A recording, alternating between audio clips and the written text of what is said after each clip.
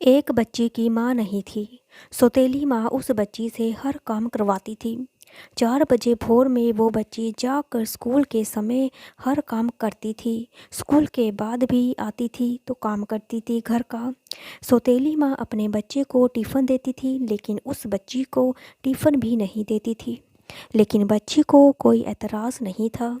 पिता कभी महीने में कमा कर घर आता था। उस बच्ची की सौतेली माँ काफ़ी मान जान करने लगती थी। पिता के जाने के बाद फिर वही कार्य करवाती थी। बच्ची पढ़ने में बहुत तेज़ थी, धीरे धीरे बड़ी हो गई। पिता को विवाह की चिंता सताने लगी। एक दिन लड़की के पिता बिटिया की शादी की जिक्र कर दी। सौतेली माँ ने कहा, हमारे रिश्ते में एक लड़का है, दहेज भी नहीं लेगा, थोड़ा गरीब ज़रूर है, परिवार ठीक है। लड़की क्योंकि पढ़ना चाह रही थी, लेकिन ज़बरदस्ती से मंदिर में विवाह करके उसे उसके ससुराल भेज दी। लड़की जब ससुराल गई तो उसे अपनी बदनसीबी किस्मत सोचकर कुछ बोली नहीं। लेकिन लड़के ने कहा कि आप बुरा ना मानो तो मैं एक बात कहूँ। वो बोली कि आपके साथ जीवन भर रहना है, आप जो कहोगे हम वही मानेंगे, वही करूँगी। लड़का बोला, जहाँ से पढ़ाई छोड़ी है वहीं से आप शुरू कर दीजिए। हम गरीब जरूर हैं लेकिन गंवार नहीं हैं। लड़की अपने पति का पैर पकड़कर फर-फर करके रोने लगी।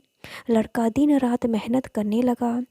लड़की एक रात पढ़ाई में मन लगा दी और दिन रात मेहनत करने लगी पढ़ाई में। लड़की एक बड़े शहर में रहकर आईएएस की तैयारी करने लगी। लड़का कमा कमा कर पैसे देने चला आता था। लड़कियों के हॉस्टल के बाहर मिलकर पैसा दे देता था और फिर वो पुनः घर वापस चला जाता था। लड़की आईएएस में सेलेक्ट हो गई। वो आईएएस की ट्रेनिंग भी चल रही थी और किसी दूसरे प्रदेश में डीएम बन गई। संयोग से लड़का पता लगा कर वहाँ पहुँच गया तो लड़की की सारी व्यवस्था देखकर लड़का खुद शर्मिंदा खाने लगा और वह मन बना लिया कि हम खुद इसके ज़िंदगी से दूर हो जाएंगे। और लड़के की माँ की तबीयत खराब थी और लड़का हफ्ते भर से मिलने के लिए प्रयास कर रहा था, लेकिन कोई मिलने नहीं दिया। ठंड का मौसम था। डीएम साहिबा का कंबल वितरण का ऑडिट चल रहा था।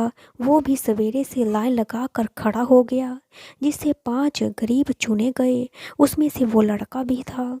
डीएम साहिबा गाड़ी से उतरी और एक एक करके कंबल देना शुरू कर दिया।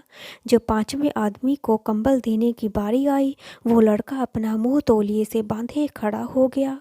डीएम साहिबा जैसे ही कंबल हाथ में दी, लड़के की आंखें नम हो गई और धीरे से बोला कि साहब, हमारी माँ की तबीयत खराब है, माँ को यहीं लाया हूँ।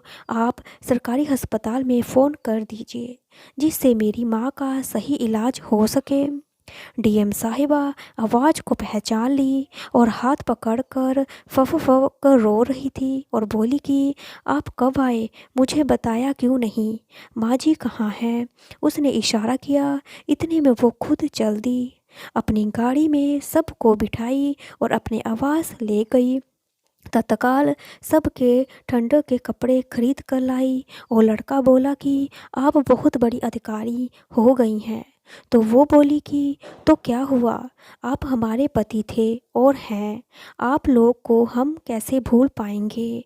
आप मेरे लिए दिन रात मेहनत किए, आपकी देन है कि मैं यहाँ खड़ी हूँ।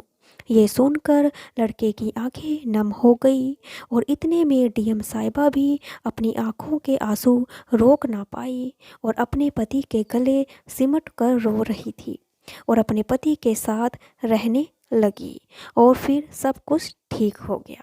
अगर आपको मेरी कहानी अच्छी लगी तो लाइक करें, शेयर करें, सब्सक्राइब करें और देखने सुनने के लिए थैंक यू सो मच।